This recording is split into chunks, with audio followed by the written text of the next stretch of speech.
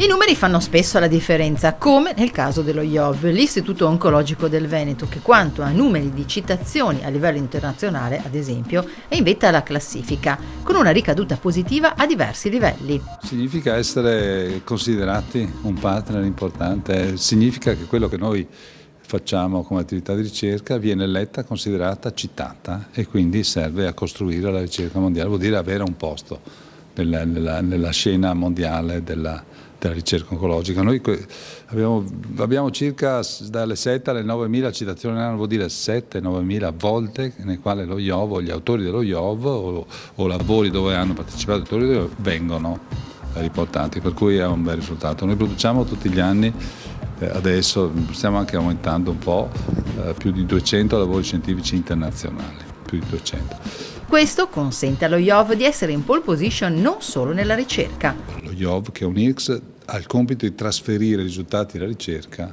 ai pazienti e quindi vedendo l'oncologia clinica è il posto giusto o posto preferibile per fare sperimentazioni cliniche. Ovviamente che possono essere fatte in tante altre parti, però è una parte della nostra missione, per cui su questo abbiamo investito molto e devo dire ne stiamo facendo tante.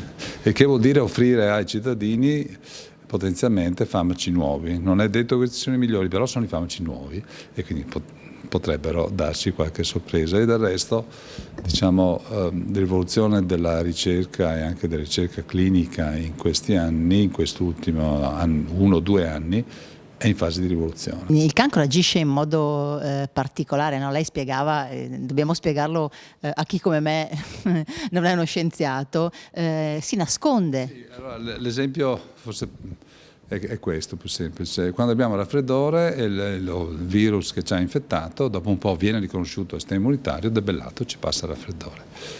Questo invece non succede, o non succedeva, dovremmo forse dire così, per il cancro, che invece si nasconde al sistema immunitario, pur essendo esterno, è una cosa diversa al nostro corpo, si nasconde, il sistema immunitario non riesce a identificarlo.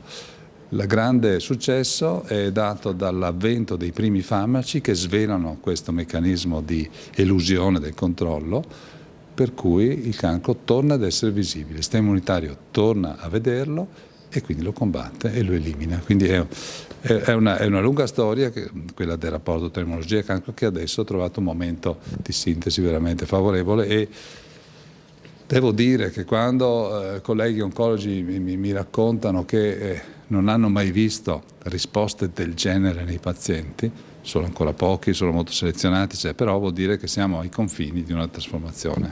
Siamo solo all'inizio, possiamo dire così? Siamo all'inizio di una nuova storia, secondo me. Ecco.